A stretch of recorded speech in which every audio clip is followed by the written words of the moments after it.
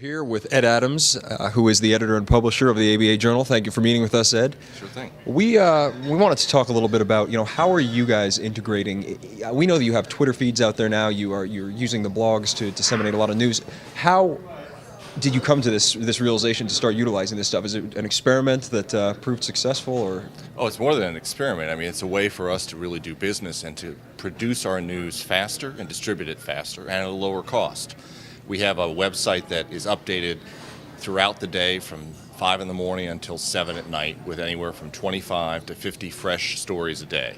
And those are simply summaries of content from other sources, the major newspapers, the TV networks, some legal blogs, as well as the legal trade press. So we're constantly pushing out fresh content. And then we repurpose that content any number of different ways.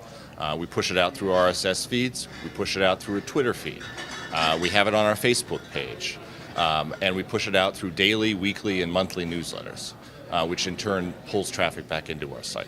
So even though this is material that, correct me if I'm wrong here, you're pretty much coming from other sources, correct, that you're repurposing, are you still finding that that's getting cited and that's getting retweeted and that people are spreading that further?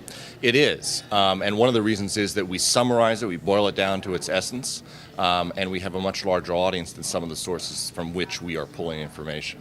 Now, we also check the information because one of the things we found is that obviously you don't always get it right if you're a blogger. You don't necessarily have the time to get all the facts right. So we always make sure that we're double checking the information we're putting out there.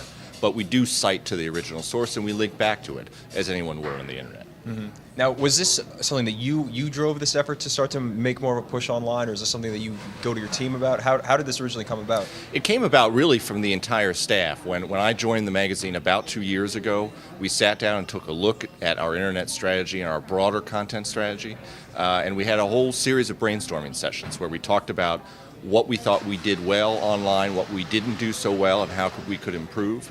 And this was sort of the process that we went through, so everybody contributed to what we're doing now. Okay. Now with the ABA Blog 100, that seems to have been gaining some momentum over the past couple of years, right? What was the incentive to get going with that? Well, we had started on the website, in part through these brainstorming sessions, this listing of blogs, because at the time there wasn't really a good comprehensive listing of legal blogs on the web.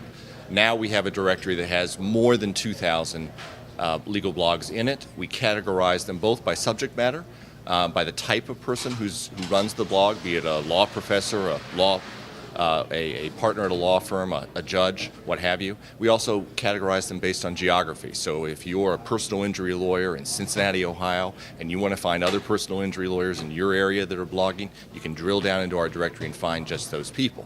But with over 2,000 blogs, it's a lot of territory to cover. So we wanted to try and, for those who are just now dipping their toe into it, get a sense of what the best blogs are at this moment. So every year, for the past 2 years, our editors have sat down, gone through that list of over 2,000, and pulled out those they think are the best in a variety of different categories. And then from that list of 100 blogs, online, our readers can vote in the 10 categories we have and say which of those blogs they think are the best in each of the given categories.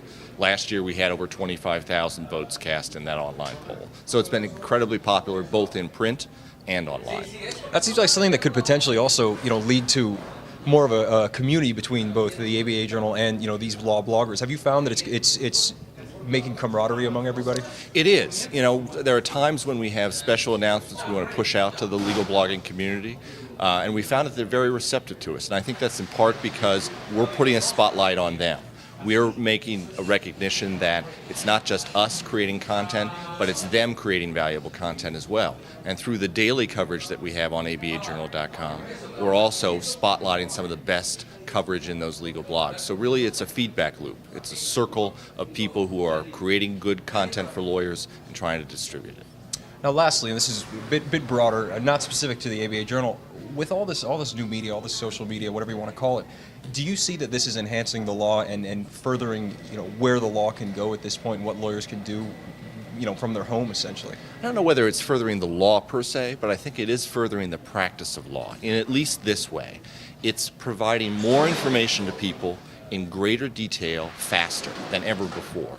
I mean, if you go back 10 years or so, the bulk of the legal information coming to lawyers was coming through Lexis, Westlaw, and the legal publications like ABA Journal and others. Now you have literally thousands of lawyers who are specialists in their area of practice who are able to look at and comment on developments in the law. That's only got to help people out there who are trying to keep on top of the latest breaking legal developments. Excellent. Well, thank you so much, Ed Adams of the ABA Journal. Much appreciated, and Thank looking you. forward to this Beer for Bloggers event this evening. Terrific.